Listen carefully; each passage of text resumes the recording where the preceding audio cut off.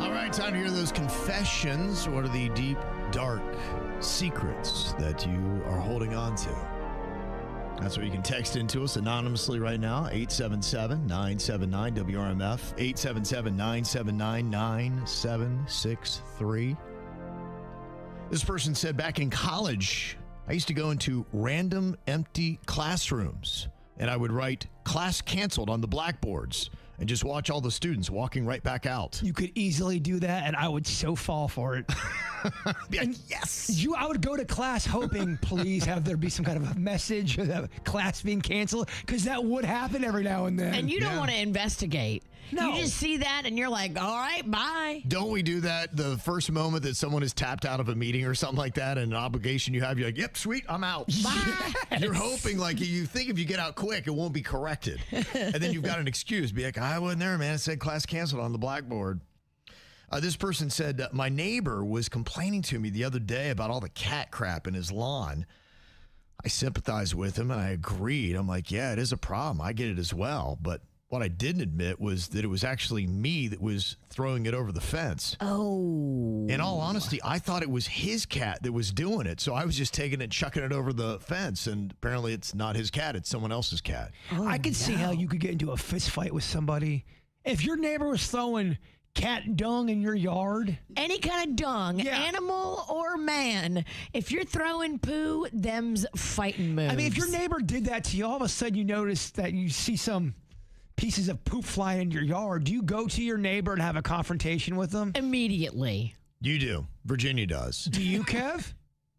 No, I don't know if I do. I probably wait to see what is going on. I ask questions. I bring some of the dung with me, and I'm like, do you know this is happening? Virginia definitely confronts immediately. Immediately. Yeah. We don't even take a beat to think about it. We think later. Okay, so first infraction, Virginia's on it. It would take a few for me, and then I might be like, hey, come on, man. Can I give you a bag or something? Like, what are you doing? If it's reoccurring, you go. Yes, yeah. Probably after maybe the second time I see it, I go over and just have a nice conversation, hopefully with them. Be like, what are you doing? Like, I see you doing it. If I saw that, if I was out there and I saw it, I would just go, did you just throw a piece of poop over my yard? Like, so they would hear it. And we would start going tit for tat, because I would take one of mine and throw it over there. I don't know if I go to the front door. I think I handle it between the fence. If I know it's them and they've admitted they've done it, and now it's an all-out war, and I can make a lot too. Okay. All right. Let's go. You may not be throwing cat crap. I'll make more than your cat. Let's go. Okay, look out. Whoa. She's going to climb the fence and pop a squat. I'll get everybody in my family involved in this project. I can see that missile flying over the fence and be like, I don't think that's cat. It's not. Wow. That's a different type of neighborhood wars. That's something. Wow, that's something.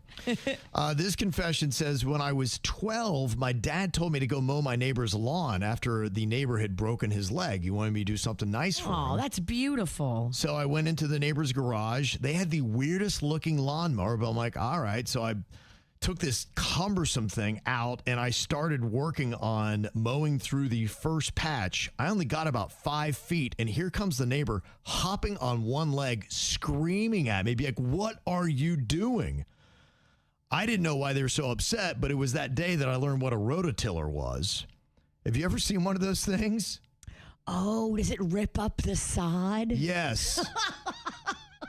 The dumb 12-year-old took a rototiller out and started hitting the grass with it.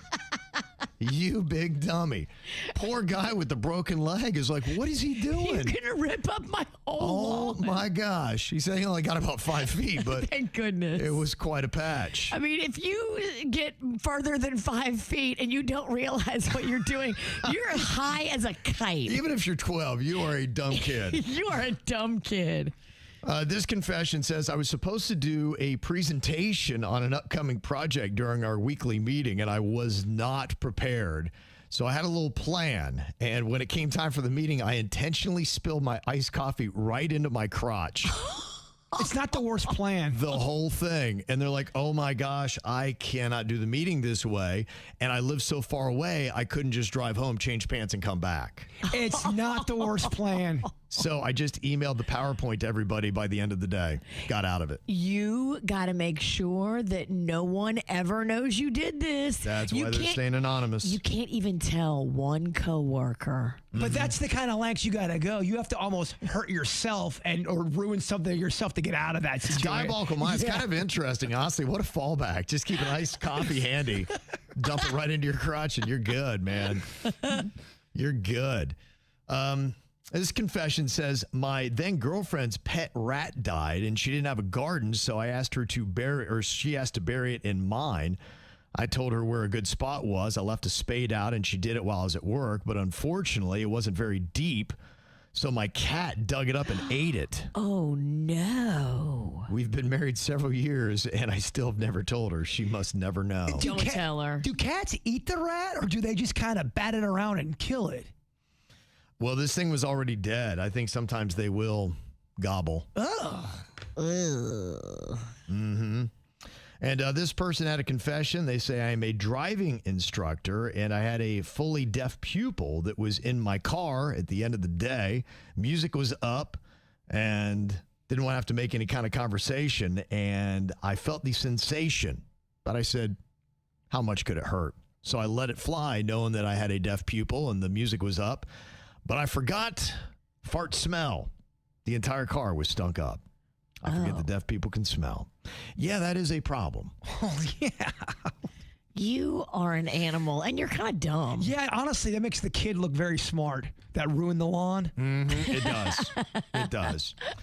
And somebody said, I have sex dreams about random guys every single night, but I love my boyfriend very much. She is saying this? You can't control what you dream, and sometimes dreams mean something different. Yeah, Doesn't and mean you're lusting for other people. Yeah, I think they had a little bit more to it. I think that they're kind of self-conscious about it, and they're wondering what is going on. What I've heard about that is that there is something powerful in the person you're having the sex dream about, or there's an attribute that they have that you wish you had yourself. So it's not really about sex. It's about attaining a quality that that person has. So you can have sex dreams about people you would never expect. Yeah. Interesting. That's what I've heard. I've had weird sex dreams with people I would never have sex with. So it's Kevin's right. Yes. We all know you've had weird dreams about everybody in this studio. Yeah. Yeah, absolutely. I'm guilty, Your Honor. So I will clear your conscience on that. Okay. You should not be feeling guilty. All right. That's what these confessions are all about. I like it.